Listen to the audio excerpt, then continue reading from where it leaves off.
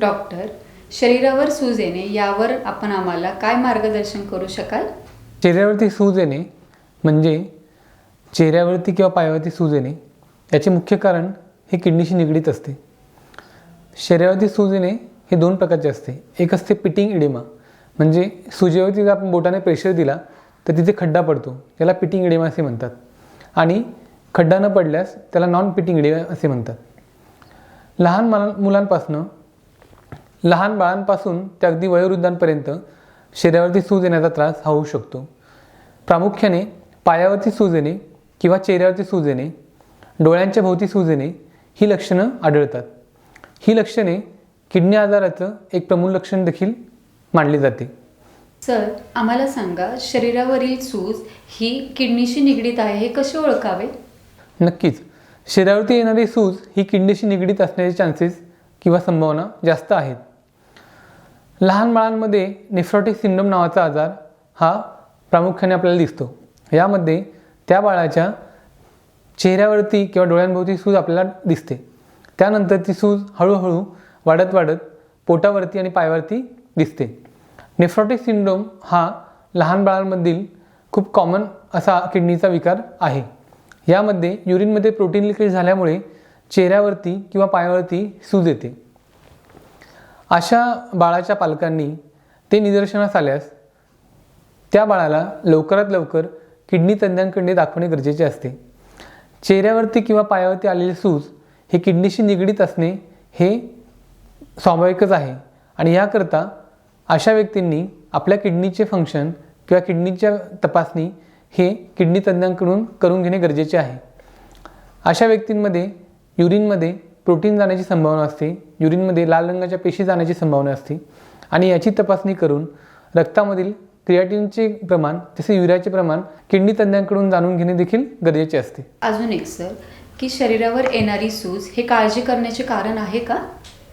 शरीरावर आलेली सूज ही काळजी करण्याचे काही कारण आहे का, हे त्या व्यक्तीचे पूर्ण निदान झाल्यानंतर आपण सांगू शकतो. तरुण वयामध्ये एखाद्या व्यक्तीच्या पायावरती आणि चेहऱ्यावरती जर सूज येत असेल तर हे क्रोनिक किडनी डिसीजचे देखील लक्षण असू शकते. तसेच आपण बोललो की लहान बाळांमध्ये नेफ्रोटिक सिंड्रोम नावाचा जो आजार आहे यामध्ये देखील चेहऱ्यावरती आणि पायावरती सूज जाणवते. उतार वयामधल्या लोकांमध्ये जर पायावरती सूज असेल किंवा चेहऱ्यावरती सूज असेल त्याचे कारण शोधणे, त्याचे निदान करणे व उपचार घेणे जरुरीचे असते. उतार वयामध्ये पायावरती येणारी सूज ही किडनीसोबत लिव्हर किंवा हार्ट डिसीज यांच्याशी निगडीत असू शकते. म्हणून त्या व्यक्तीने त्याचे निदान करून योग्य तो उपचार व सल्ला घेणे जरुरीचे असते.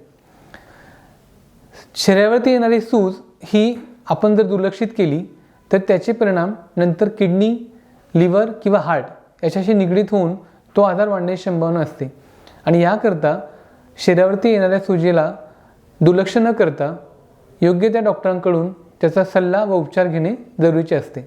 सर, एक अत्यंत महत्त्वाचा प्रश्न, लहान मुलांच्या चेहऱ्यावर सूज आलेली आढळल्यास त्याचे काय कारण असू शकते आणि त्यांच्या पालकांनी काय काळजी घ्यायला हवी? लहान बाळांमध्ये चेहऱ्यावरती किंवा पायावरती सूज येण्याचे मुख्य कारण हे किडनीशी निगडीत असते. यामध्ये नेफ्रोटिक सिंड्रोम नावाचा आजार हा प्रामुख्याने जाणवतो. तसेच काही बाळांमध्ये नेफ्रॅटिक सिंड्रोम देखील असू शकतो. नेफ्रोटिक सिंड्रोम किंवा नेफ्रॅटिक सिंड्रोम याचे निदान किडनी तज्ज्ञांकडून करून घेणे अत्यंत गरजेचे असते.